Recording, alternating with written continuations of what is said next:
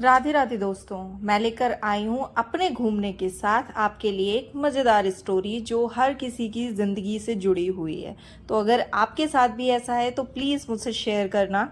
चलो बात करते हैं कुछ उस टाइम की कि हुआ यूँ था कि कुछ दिन पहले मेरे हस्बैंड ने शीशे में सामने खड़े होकर अपना पेट देखा और उन्हें समझ आया कि उनका वज़न कितना बढ़ गया है। उन्होंने उसी वक्त ऐलान कर दिया, आज से नो मीठा, नो ऑयली, नो रोटी, मैं सिर्फ सलाद खाऊंगा और सख्त डाइटिंग करूंगा।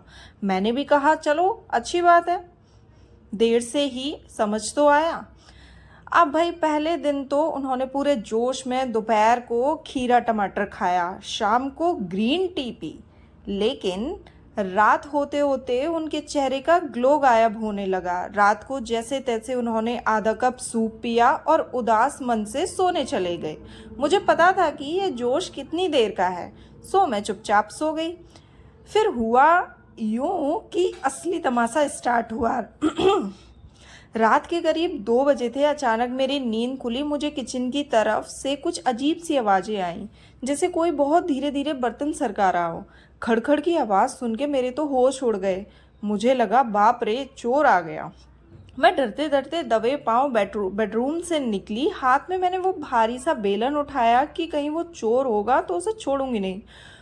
पूरे घर में अंधेरा था, सिर्फ किचन का फ्रिज खुला हुआ था और उसकी लाइट जल रही थी। मैंने देखा कि फ्रिज के सामने एक साया सा खड़ा है। मैंने जैसे ही बेलन उठाया और चिल्लाई, कौन है वहाँ?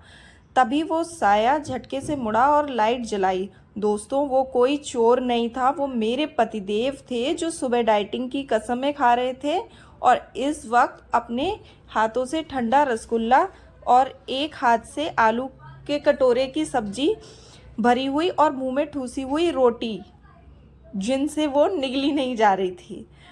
पकड़े जाने पर चोर के चेहरे पर भी इतना खौफ नहीं होता जितना उनके चेहरे पर था।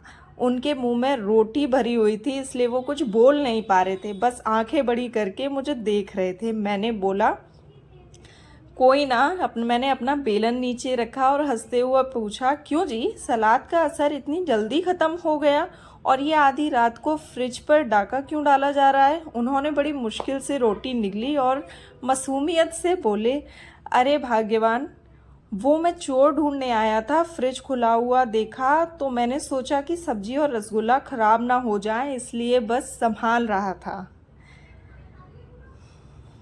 तो अगर आपको मेरी ये स्टोरी अपने से जुड़ी हुई फील हुई हो तो प्लीज़ मुझे कमेंट करना और मेरे चैनल को सब्सक्राइब करना। और thank you for watching. Bye bye. मिलते हैं नेक्स्ट वीडियो में।